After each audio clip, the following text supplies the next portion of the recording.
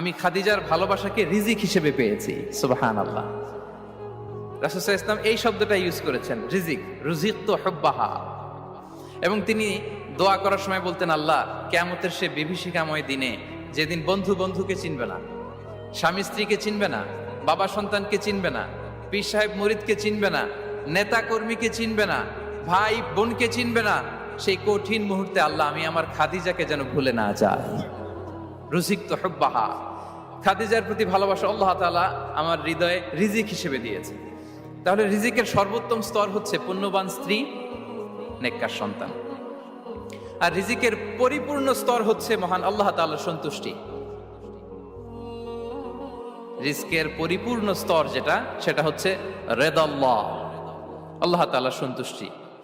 আমার আল্লাহ যদি আমার উপর সন্তুষ্ট হয়ে যায়, আমাদের আর কিছু লাগে? আর কিছু লাগবে?